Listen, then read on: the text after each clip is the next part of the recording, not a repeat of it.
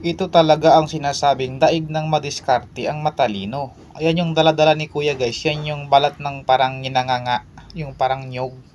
Ayan yung balat niya. Ayan. Binababad ni kuya para lumambot siya. Ayan.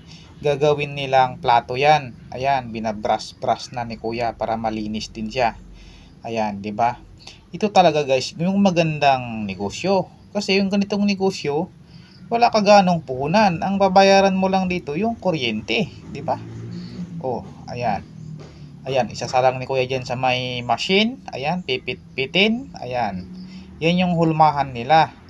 Ayan, hulmahan nila. Tingnan nyo, oh. Diba? Simple lang. Napaka, ano lang, dali lang. Ayan, oh. Oh, tapos na. Oh, ayan, sabay guguntingin yung gilid para malinis. Ayan. So, pwede na kakainan yan. Ayan, sabay linis-linis. Ayan, tapos na, diba? Oh, ayan, 'di ba? Wala ganong gastos. Ayan, yung maliit, meron din sila. Meron din silang hulmahan para sa maliit na plato. Ayan, oh, 'di ba? Oh, saglit lang. Ito yung mga negosyo na papatok talaga kasi hindi ka malulugi diyan. Wala kang babayaran, eh. Ang babayaran mo lang yung taong gagawa diyan, 'di ba?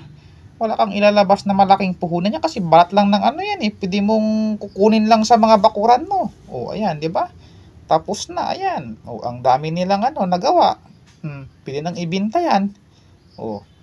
Isa yung bibili ka ng mga plastic to dito sa Pilipinas, 'di ba?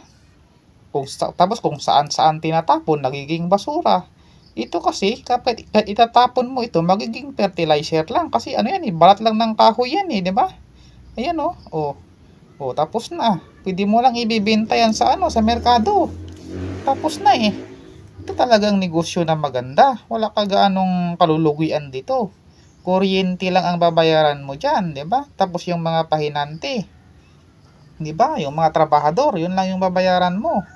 Oh, pwede mo nang ibebenta 'yan. Ang dami na eh, oh. Oh, 'di ba? Oh. Ito naman si Kuya, ayan.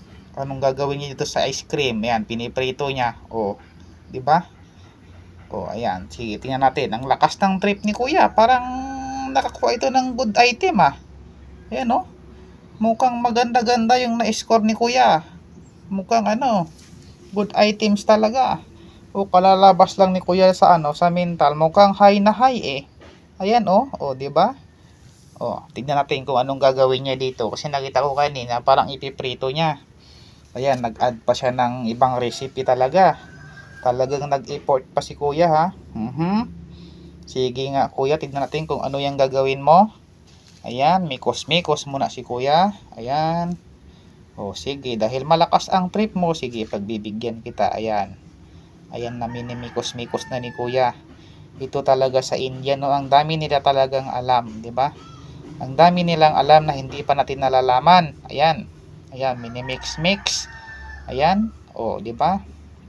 Dilaw na dilaw na. Ayun. Parang gagawin ni Kuya itong fried chicken. Ah, uy, Kuya, ice cream 'yan. Hindi yan ano, hindi yan manok. O, ayun. Aroy, higing preto talaga. Ako naman. Ngayon lang ako nakakita ng ano, ng fried na ano, fried na ice cream. Ayun.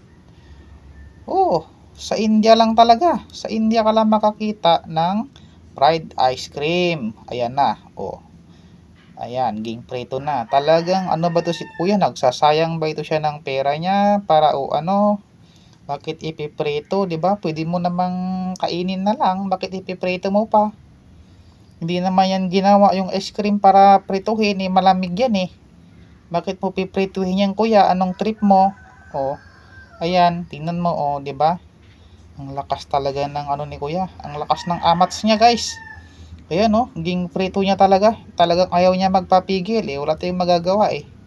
Ayan yung trip niya eh. O sige nga, tingnan natin kung ano yung trip ni Kuya. Ayan, sige. Ayun, ang dami pa naman oh, 'di ba? Ang mahal pa naman 'yan. Dito sa Pilipinas, mahal yan. Ewan ko lang sa kanila, baka mura lang. Kaya pinagtitripan niya na lang siguro yan eh. Ayan oh, oh. Ging prito niya talaga oh. Oh, ayun oh. Malutong din kaya yan guys. Ayan oh. Oh, di ba? Kala mo hita ng manok no? Oh. Yun pala, fried chicken lang. Ha? Fried chicken? Ay, ice cream nga pala. Ano ba ito si Kuya? Nakakalito na talaga. Kung ano-ano kasing pinagagawa niya sa buhay. Oh, ayan oh. Dalawang salangan pa talaga eh. Marami eh. 'Di ba? O mauubos niya kaya yan ganyan? Ha? Tapos siya lang kakain? Ganyan? Kayo guys, kakain ba kayo ng pritong ice cream? Ha? Ano sa tingin nyo guys? Ano kaya itong ano niya? Ano kaya itong trip niya? Bakit yung prito niya? O baka wala lang talaga siya magawa sa buhay. Baka bagong sahod to guys. Sobrang dami ng pera. Kaya ayan, ang trip niya na lang magprito ng ice cream. Ayan, oh, 'di ba? Oh. Ang ganda pa naman ng kawali ni Kuya. Oh, 'di ba? Yan oh. Oh. Sus, naku Kuya, kung bili mo na lang ng gasol yang pinangprito mo ng ano na yan. Oh, ayun, 'di ba? Oh, wala na ganong laman. Tayiging prito mo na, naubos na yung laman ng ice cream. Yan na lang yung balat yung natira. Naku naman Kuya, ano ba yan? Ang lakas ng trip mo.